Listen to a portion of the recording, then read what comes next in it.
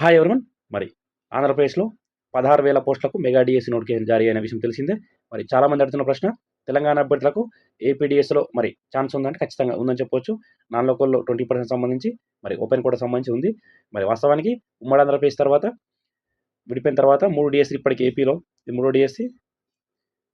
మరి 2014 ఒకసారి వచ్చినప్పుడు నోటిఫికేషన్ వచ్చినప్పుడు నాన్ లోకల్‌లో వాస్తవానికి అనుమతి ఇవ్వలేదు.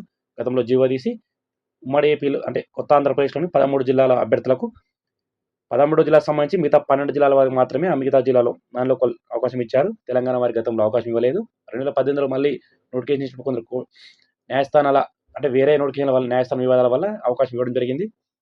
కానీ మన వాళ్ళు అక్కడ ఎవరు సరిగా జాబ్ సాధించలేదు. ఒకరో ఇద్దరు సాధించారు, బార్డర్ వాళ్ళు అంతే. ఇక మన తెలంగాణలో 2017 డిఎస్సి సంబంధించి నాన్ లోకల్ 20% చాలామంది జాబ్ సాధించారు. దాదాపు 50-60 మంది జాబ్ సాధించారు. ఇక 2024 డిఎస్సి సంబంధించి కూడా 5%, మన దగ్గర 95% లోకల్, 5% నాన్ లోకల్ ఉన్నప్పటికీ మన దగ్గర కామారెడ్డి, నిజామాబాద్, మరి కొమరం ఆసిఫాబాద్ సంబంధించి, అలాగే హైదరాబాద్ సంబంధించి కొన్ని జిల్లాల్లో, నల్గొండ, సూర్యాపేట సంబంధించి కూడా మన నాన్ లోకల్ వాళ్ళు ఇక్కడ దాదాపు 22 మంది నాన్ లోకల్ వారికి అవకాశం ఇవ్వడం జరిగింది. అంటే జాబ్స్ వచ్చాయి మెరిట్లో ఉంటే. మరి ఇప్పుడు ఏపీలో 20% వాటి మంచి అవకాశం, సరే అవకాశం కూడా ఉంది. మరి తెలంగాణలో ఏపీ వారు తెలంగాణ డిఎస్ రాయాలంటే తెలంగాణ టెట్ అని రాసి ఉండాలి, లేదంటే సెంట్రల్ టెట్. తెలంగాణ వారు ఏపీ డిఎస్ రాయాలంటే ఖచ్చితంగా ఉమ్మడి ఆంధ్రప్రదేశ్లో 2014 4 జరిగి ఆ టెట్ అని రాసి ఉండాలి, లేదంటే 2018 తర్వాత కొత్త ఆంధ్రప్రదేశ్ ప్రభుత్వం నిర్వహిస్తున్న టెట్లో అక్కడ పరీక్ష రాసి ఉండాలి, లేదంటే సీటెట్ రాసి ఉండాలి. సీటెట్లో కూడా రిజర్వేషన్ వారికి వర్తిస్తుంది. ఇక్కడ బీసీ వారికి 70 మార్కులు వచ్చినా క్వాలిఫై అయినట్టే, ఎస్సీ వారికి 60 మార్కులు వచ్చినా క్వాలిఫై అయినట్టే, ఓసీ వారికి మాత్రం ఖచ్చితంగా 90 మార్క్స్, ఓసీ ఈడబ్ల్యూఎస్ వారికి 90 మార్క్స్ రావాలి సీటెట్లో తెలంగాణ వారికి. సో ఎవరైతే తెలంగాణ అభ్యర్థులు సీటెట్ రాసి ఉన్నారో, లేదంటే ఏపీ టెట్ రాసి ఉన్నారో ఖచ్చితంగా అందరూ కూడా అప్లై చేసుకోవచ్చు. మన నాన్ లోకల్ సంబంధించి నాన్ లోకల్ అంటే ఏపీ వారు వస్తారు, తెలంగాణ వస్తారు. టాప్ 20%. మరి ఇక్కడ చాలా జిల్లాల పోస్టులు ఎక్కువ ఉన్నాయి కాబట్టి మినిమం అక్కడ కొత్త జిల్లాల వారిగా లేదు కాబట్టి అక్కడ ఉమ్మడి జిల్లాల వారిగా డిఎస్సి నిర్వహిస్తున్నాం కాబట్టి మరి అక్కడ చాలా పోస్టులు ఉన్నాయి. సో కర్నూలు జిల్లాను చూస్తే మనం మరి అత్యధిక పోస్టులు ఉన్నాయి చెప్పుకోవచ్చు. చూసుకోవచ్చు మనం ఒకసారి. కర్నూలు జిల్లాలో మరి ఎడ్జిట్ సంబంధించి 1800 పోస్టులు, మొత్తం 13,000 పోస్టులు. మరి ఎడ్జిట్ సంబంధించి ఒక కర్నూలు జిల్లాలో 1800 పోస్టులు. స్కూల్ అసిస్టెంట్ కూడా డబుల్ డిజిట్ కూడా పోస్టులు కాబట్టి మరి మంచి అవకాశం చెప్పొచ్చు. దాదాపు మనకు ఓపెన్లో ఎన్ని పోస్టులు 20% వస్తాయి. ఒక ఓపెన్లో ఒకవేళ 300 పోస్టులు 20% 60 పోస్టులు వస్తాయి. ఓపెన్లో 300 ఉంటే 20% 60 పోస్టులు, టాప్ 60లో మనం ఉంటే జాబ్ వస్తుంది. ఇక రిజర్వేషన్లో కూడా ఓపెన్ పోస్టులకు సంబంధించి 20% పోస్టులు ఉంటే అక్కడ అప్లై చేసుకోవచ్చు. కాబట్టి మన అభ్యర్థులందరూ ఎవరైతే ఇక్కడ సీటెట్ క్వాలిఫై అయ్యారో, అలాగే ఏపీ టెట్ క్వాలిఫై అయ్యారో వాళ్ళందరూ కూడా అప్లై చేసుకోవచ్చు, జాబ్స్ కొట్టుకోవచ్చు. మరి తెలంగాణ డిఎస్ వాడే లోపు అక్కడ వాళ్ళని జాబ్స్ వచ్చినా మళ్ళీ రిజైన్ చేసి కూడా ఇక్కడ రావచ్చు. కాబట్టి మరి సీటెట్లు ఎక్కువ మార్కులు కావచ్చు, ఏపీ టెట్లు ఎక్కువ మార్కులు మన అభ్యర్థులు అక్కడ అప్లై చేసుకుంటే కొంచెం టాపర్స్కి వచ్చే అవకాశం చాలా స్పష్టంగా ఉంది. ఇక ఒకసారి క్లారిటీగా చూద్దాం.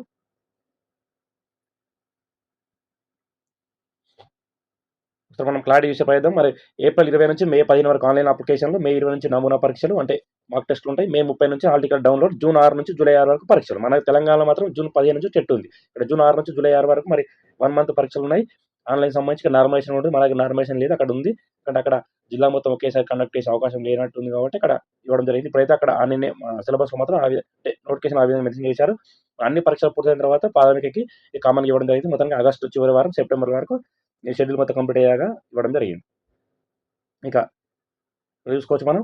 మరి ఏపీ టెట్ 150, 90, 70 అంటే ఓసీ ఈడబ్ల్యూఎస్ 90 మార్కులు, బీసీ 75, ఎస్సీ ఎస్టీ 60 మార్కులు. సీటెట్కు సంబంధించి కూడా సేమ్ రిజర్వేషన్ వర్తిస్తాయి. బీసీ 75, మరి ఎస్సీ ఎస్టీ వారికి 60 మార్కులు, ఓసీ వారికి ఈడబ్ల్యూఎస్ 90 మార్క్స్ వచ్చి ఉండాలి. తెలంగాణ వారైనప్పటికీ ఏపీ వారైనప్పటికీ ఖచ్చితంగా ఏపీ టెట్ రాసి ఉండాలి, లేదంటే సీటెట్ రాసి ఉండాలి. ఇంకా చూడొచ్చు ఇక్కడ మనం do you belongs to Andhra Pradesh అంటే మనం నో పెట్టడం జరిగింది. నో పెడితే ఇక్కడ స్టేట్ తెలంగాణ చూపిస్తుంది. తెలంగాణ కూడా మరి మనకు తెలుగు సబ్జెక్ట్ ఉంది కాబట్టి ఖచ్చితంగా అప్లై చేసుకోవచ్చు. ఇక్కడ క్లారిటీ ఇవ్వడం జరిగింది. అది ఉపాధ్యాయ పోస్టులో స్థానికులకు 80% పోస్టులు, స్థానికేతర అభ్యర్థికి 20% కేటాయింపు. వారు 10th తెలుగు సబ్జెక్ట్ తప్పనిసరి చదవడం. కాబట్టి ఈ కోటాలో తెలంగాణ వారి మాత్రమే అవకాశం. అంటే నాన్ లోకల్ వారికి మరి మిగతా స్టేట్ వారికి తెలుగు ఉండదు కాబట్టి, సెకండ్ సబ్జెక్ట్ ఉంది కాబట్టి మన దగ్గర ఉంటుంది కాబట్టి తెలంగాణలో అవకాశం ఉండడం జరిగింది.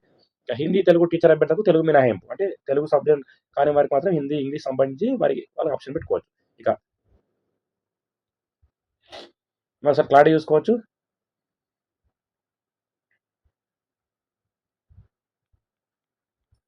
క్లారిటీ ఇవ్వడం జరిగింది.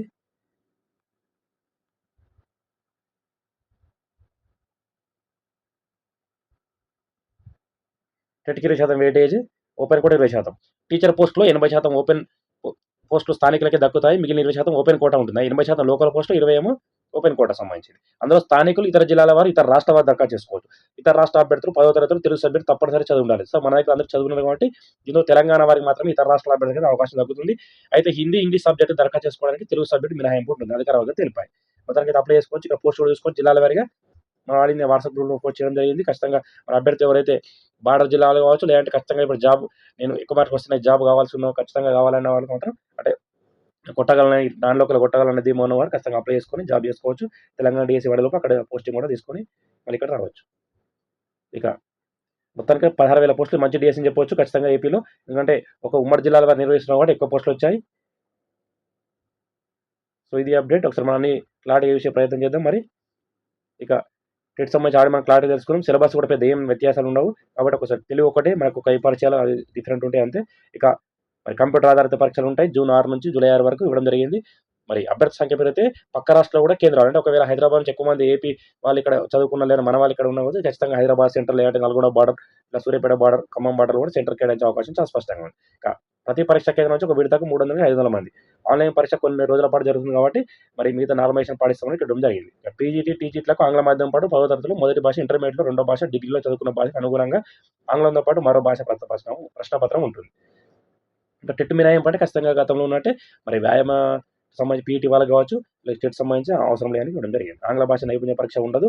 100 మార్కులు 200 ప్రశ్నలతో పరీక్ష ఉంటుంది. ఇక టీజీటీ సంబంధించి మరి 10 గ్రేడ్కి సంబంధించి నాన్ లాంగ్వేజ్ వారికి పేపర్ 1 సంబంధించి ఇవ్వడం జరిగింది. ఇక 16,000 పోస్టుల మొత్తం నోటిఫికేషన్ జరిగింది. అలాగే మరొక ముఖ్య విషయం మరి కొత్త టీచర్లకు కూడా ఇక్కడ ఇంట్రడక్షన్ ట్రైనింగ్ ఉంటుంది. మన తెలంగాణలో కూడా ఇంట్రడక్షన్ ట్రైనింగ్ ఆల్రెడీ జరిగింది కాబట్టి కొత్తగా సెలెక్ట్ అయిన వారికి ఒక 3-4 రోజులు ట్రైనింగ్ ఉండే అవకాశం ఉంది. మొత్తానికి అయితే మంచి అవకాశం. ఖచ్చితంగా ఏపీడీఎస్ తెలంగాణ వారు ఏదైతే టాపర్స్లో మేము అంటే ఎక్కువ మార్కు ఏపీ టెట్లో కావచ్చు, సీటెట్లో వచ్చిన వారు ఖచ్చితంగా అప్లై చేసుకోవచ్చు. ఇది ఫ్రెండ్స్ ఏం అప్డేట్ ఉన్నా ఏమైనా మీకు డౌట్స్ ఉంటే ఖచ్చితంగా కామెంట్ చేసి అయితే మళ్ళీ ఒకసారి వీడియో చేయడం జరుగుతుంది. మనందరూ కూడా సబ్స్క్రైబ్ చేసుకోవాలని కోరుచున్నాం. Thank you.